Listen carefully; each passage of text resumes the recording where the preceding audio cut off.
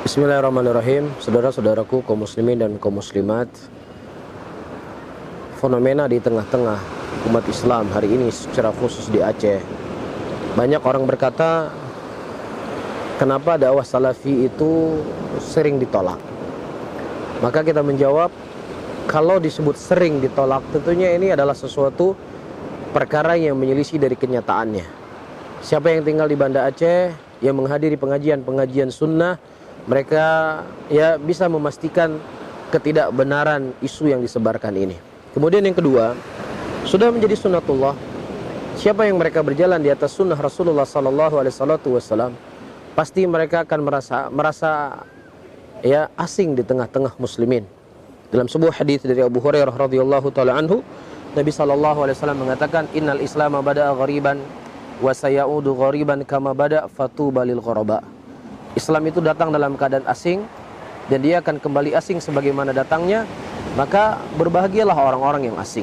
Nabi kita SAW sebelum beliau mendakwakan tauhid, sebelum beliau mengkritik kebiasaan orang-orang jahiliyah, beliau dijadikan sebagai rujukan orang-orang kufar Quraisy pada waktu itu.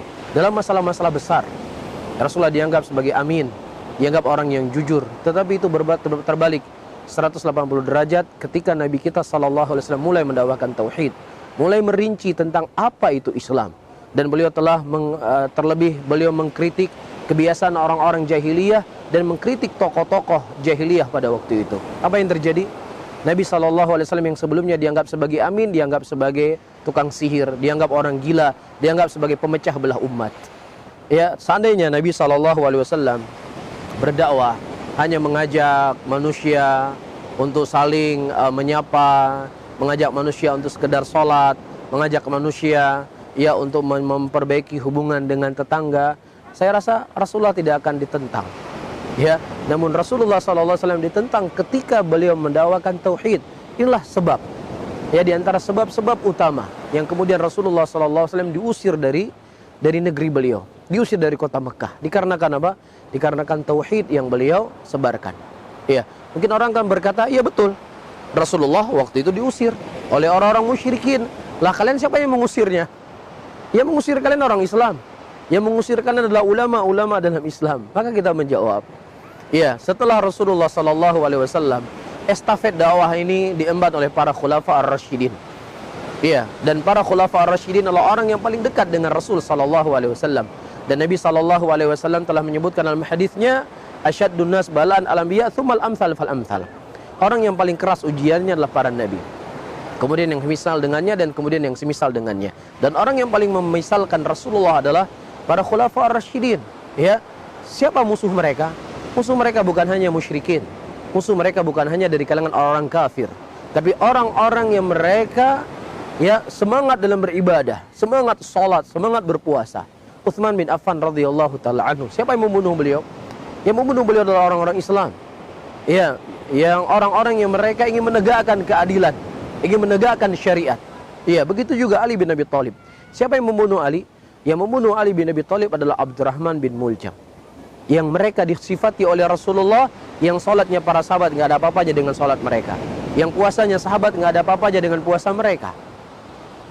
Bahkan Abdurrahman bin Muljam di zaman Umar bin Khattab, dia diutus oleh Umar bin Khattab mengajarkan Al-Quran kepada penduduk Kufah. Orang inilah yang membunuh Ali bin Abi Thalib. Orang yang banyak puasanya, disebutkan dalam sebuah riwayat, wajah mereka pucat karena banyaknya puasa dan sedikitnya mereka tertidur. Orang-orang seperti ini yang menjadi musuh Ali bin Abi Thalib radhiyallahu taala anhu. Begitu juga di zaman Imam Ahmad rahimahullah. Siapa yang tidak tahu dengan Imam Ahmad? Imam Ahmad adalah Imam Ahlus Sunnah. Beliau dipenjara, disiksa dalam penjara beliau, tidak diberikan air untuk berwudu, dirantai kaki beliau. Siapa yang menyiksa? Apakah menyiksa orang kafir? Apa yang menyiksa orang munafikin? Yang menyiksa beliau adalah orang-orang yang mengaku dirinya Islam, bahkan ulama. Ibnu Abi Duat adalah ulama besar pada waktu itu.